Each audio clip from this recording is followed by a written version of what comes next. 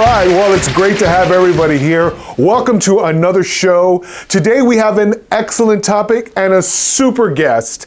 I want to thank you all for joining us for today's 5 rookie mistakes that cost me thousands. We have a very special lady with us. Her name is Alana Landlady, and she's here to tell us all about her experiences with the rental market. Let's hear it for Alana. Well, hello, it's great to be here. It's really great to have you here, Lana, and we want to give you the opportunity to share a little bit about yourself. Tell us, how long have you been in the landlord-tenant industry? Well, not very long, Ernie. Can I call you Ernie? Is that okay? It's not often that I find myself speaking with a superstar landlord attorney. Stop, Lana. Stop. You're embarrassing me. But yes, you can call me Ernie.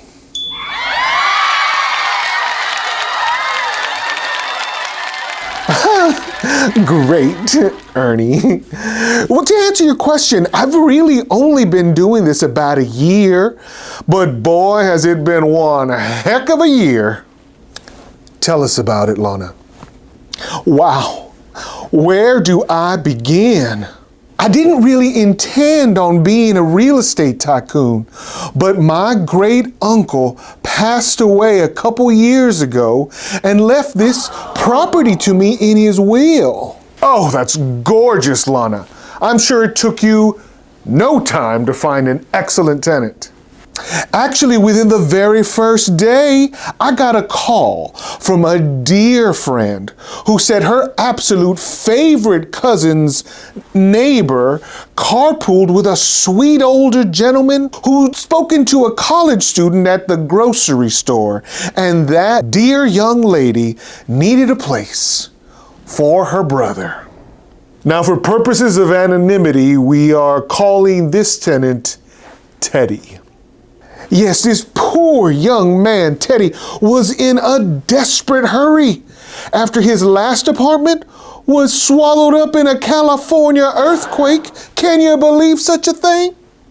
No, Lana, I cannot. Naturally, I said, Lana, you need to help this boy.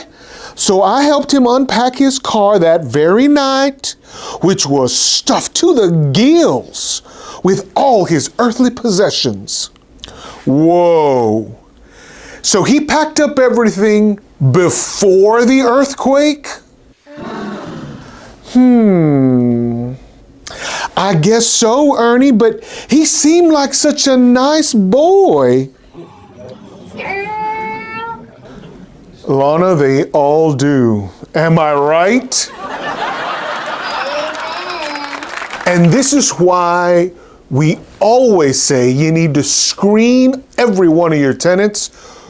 Work history, credit history, criminal history, and evictions. Lana, did you at least call this guy's previous landlord?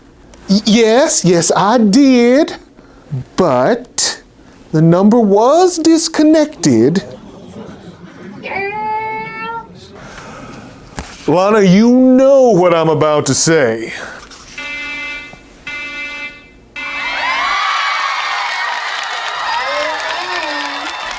All right.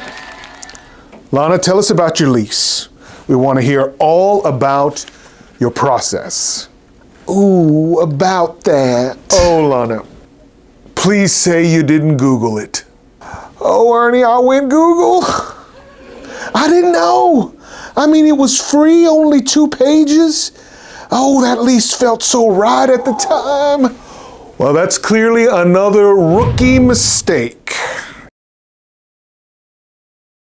Ernie, it wasn't the only one. Oh, I'm so ashamed.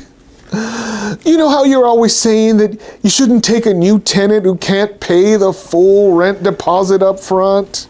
Yes. I say that a lot. Teddy promised me that his mama was mailing that deposit check. And let me tell you, I waited for it. Every day I checked that mailbox. For weeks, Ernie. I checked for weeks. Well, that's mistake number 3. Tell me he at least paid the full first month's rent. Absolutely. Every penny. But, Lana, the second month was 3 weeks late, and I didn't have the heart to charge him the late fees when he finally paid it off. Well, what happened the following month? That was it. I never got another dime. That is unacceptable, Lana. I know. I agree. Tell me that you handed this man a notice to vacate and told him to get out of your house. I sure did. 5 months later. 5 whole months. I don't understand. Teddy came to me crying. He was heartbroken, desperate. His mother wasn't returning his calls, and his career as a DJ was in the toilet. What was I supposed to do? I'll tell you, Lana, you stand up for yourself and you send that guy packing. Well, at least he's finally out of your life. Not exactly. Lana, how could Teddy still be around? You're not going to believe this, but after everything I did for him, now Teddy is suing me for $10,000, claiming that the house was full of mold and that it caused him serious bodily injury, mental anguish, and lost wages from what used to be his thriving DJ career. Lana, I absolutely cannot believe what I'm hearing. What makes it worse is I have no way to prove that the house was absolutely perfect before he came in. Of course, when he left, it was a total mess. But that was all Teddy. That wasn't me, Ernie. I'm at the end of my rope. I don't know where to turn. I'm here because I need help. Can anything be done? Can you help me? Lana, this is truly a terrible situation. Can I help you?